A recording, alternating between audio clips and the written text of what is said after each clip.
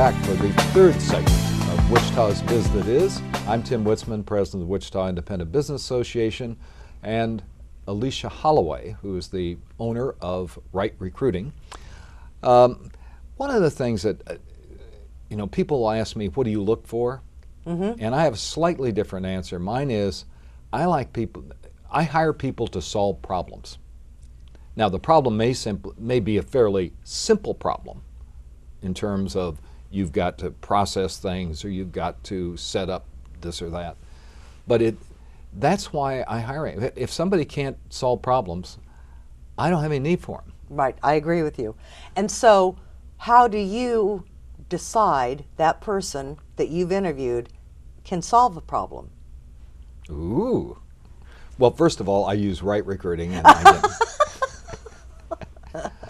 no, I am looking for, if you use a company like Alicia's, there will be testing done, and people will know not just can you type X words a minute, but some of your other skills. What are you good at? What are you maybe not so good at? Personality profiles. Personality profiles.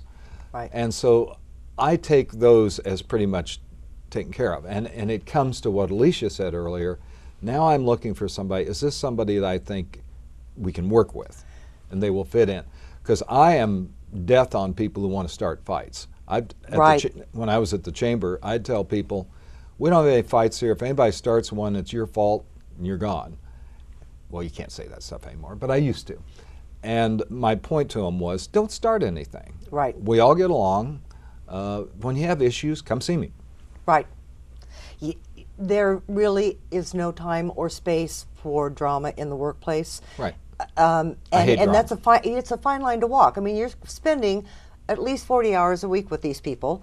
You have lunch with them. You learn about their family and their personal lives, and maybe even go out after drinks, occasionally. And so you have a relationship with these people. You need and want that relationship because, after all, we need to be working together and being teams, and everything is very big on teamwork now.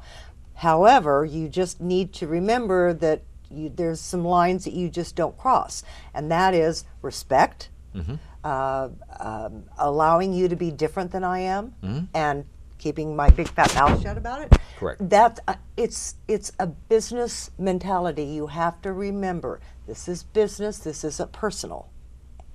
Check your ego at the door. Absolutely. It is fascinating how people can work together who are of such very different personalities. Actually, that's a good thing. A lot of times that's a good thing. It's a yin and a yang, and there's a reason for those two words. So I absolutely agree. What would you say to, if not business owner, at least the person who's doing the hiring these days? What should they be thinking about? How should they prepare for hiring? There are 1,000 interview questions that you can find on the internet. You may have your own stock of questions that you want asked, and most of the time that's a good thing. Those are good things. But the very best advice that I can give when you're interviewing someone is ask open-ended questions and then be quiet. This is another thing you can't do anymore. I used to take people out and buy them drinks. Probably more drinks than they should have had. Now, you can do lunch, though. My purpose was to get them to talk. Right, absolutely. After a while, the fences will go down a little bit, and they'll start to tell me, well, I really came here because I want to go fishing or something. Okay, that's useful information. Yes. Or, here's my real goal. This is where I want to get to. I think this would be a good job to help me, move in that direction. That's fine. But I like to get people to just talk. That's absolutely right. I hate structured questions. Right. I hate stress interviews. Right. I want somebody just talk to me about. Well, because you're not going to have them in your office every single day conducting a stress interview. You're right. You have to find out what their personality is to the best of your ability. Right. That's why I believe strongly in a second interview process. And when I'm involved, that candidate, that applicant, talks to me, then they talk to the potential employer, then they give me their feedback share that feedback with the employer. It's a back and forth give and take, and by the time the process is finished, you know two things. Number one, you've got goodness of fit, and number two, that candidate has done everything he said he was going to, because we expect the back and forth. That's could be up to 10 encounters that we're expecting of this applicant, and if they've gone through that process on time, diligently, you've got a very good shot at a very good employee.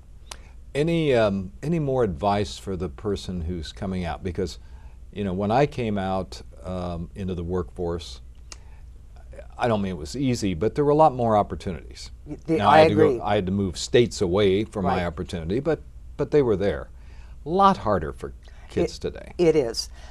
It absolutely is. And if you can intern, even an unpaid internship, that foot in the door is worth its weight in gold now. Networking. And I hate to say it, but if you have an opportunity that is less money than you were led to believe that you could command, take it.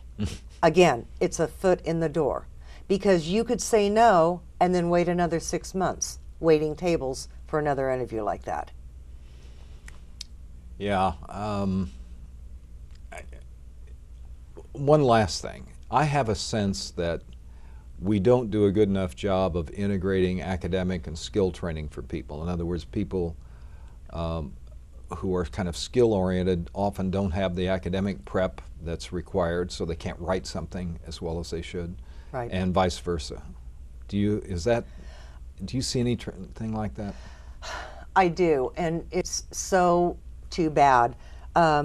We are, as a country, certainly here in Wichita, crying for skilled HVAC people, CNC operators, let alone programmers, electricians, plumbers. We're starving for that kind of technical trained workforce, and the problem is people out of high school feel like they've only got one of two choices and they can't have both. They have got to have both.